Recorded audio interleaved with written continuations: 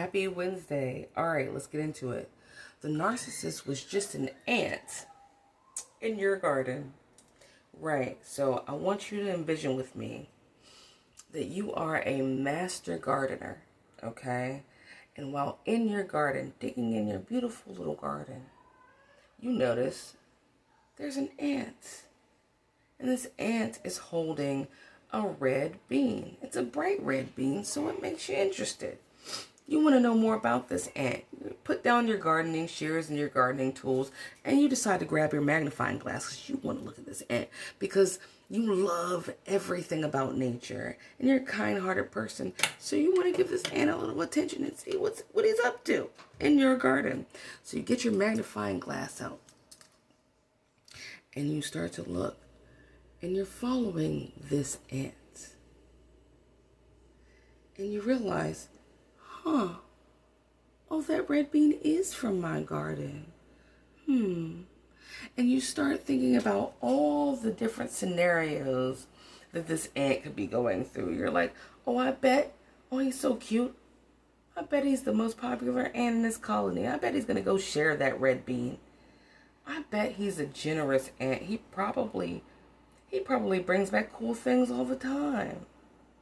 Aw, what a rock star. Oh, how cool is it? They say ants can lift 50 times their body weight. Look at this dude. That's a heavy bean. Oh, wow. I bet this is one of the most beautiful ants on the planet. And you start projecting everything that you embody onto this ant.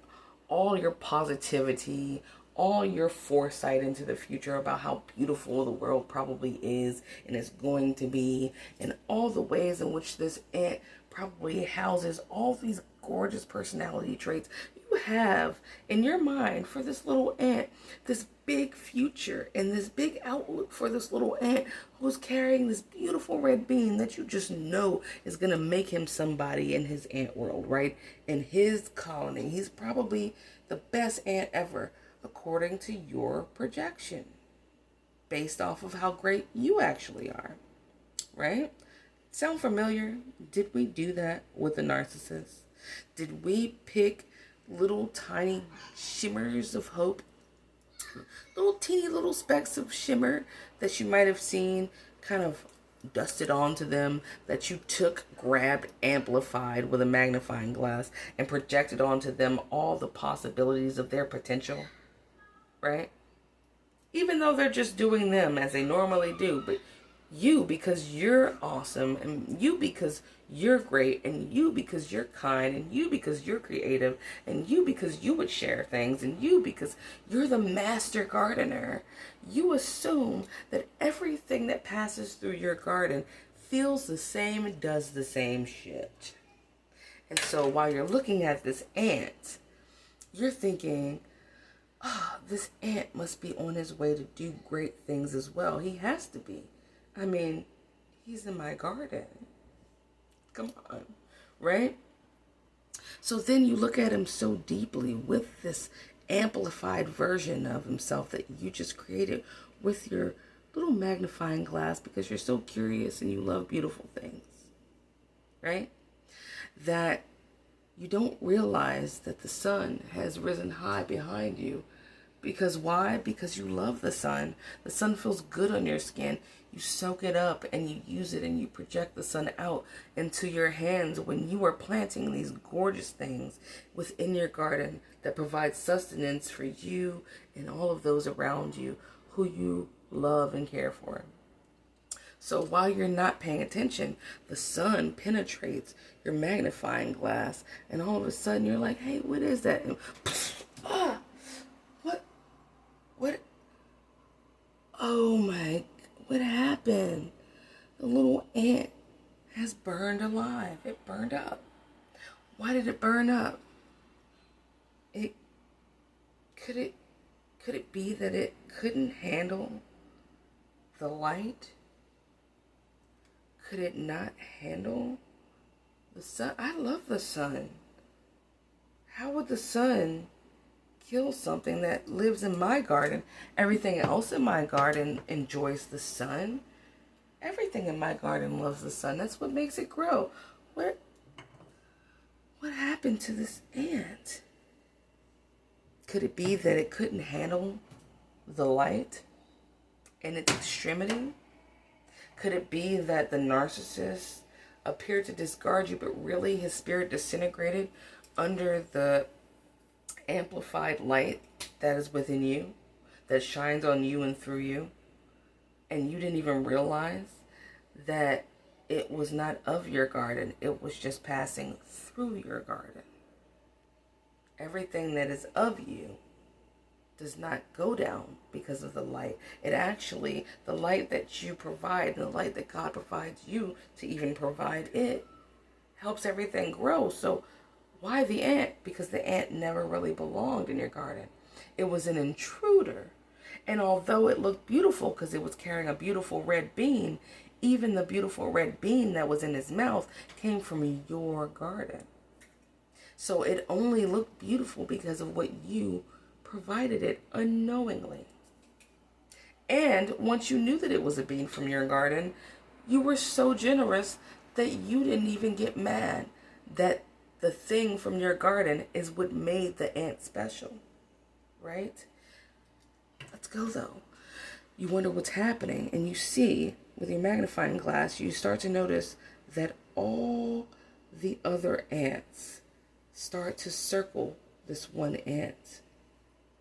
You're like, and they start to pile on top of it. Everything that looks like him is starting to consume him. All of his friends from his colony, family members possibly, are just piling on top of his corpse. I can't even, and you're looking to see if you can find this ant, because what's interesting about him is the red bean from your garden, but you can't even see the red bean or the ant. You can't even find it. All you see is a mass of ants just like it that are consuming its body immediately as if it never existed, and to the point where it just looks like one thing, one unit. No ant looks different from the other ones. And you realize, wow, I guess everything that made this ant stand out is gone. I mean, it came from me anyway. So was there ever anything that made this ant special? I guess not. It's being consumed. It died from the light that was within my garden. And now all of the things of its own kind are consuming it as if it never existed in the first place. I think the moral of that story, to me, and I have here an ant that my son gave me a long time ago when he was like 3. He used his little money and bought me this big-headed ant, whom I keep. I really think this ant is special. I really like him with his big head. I really like this ant.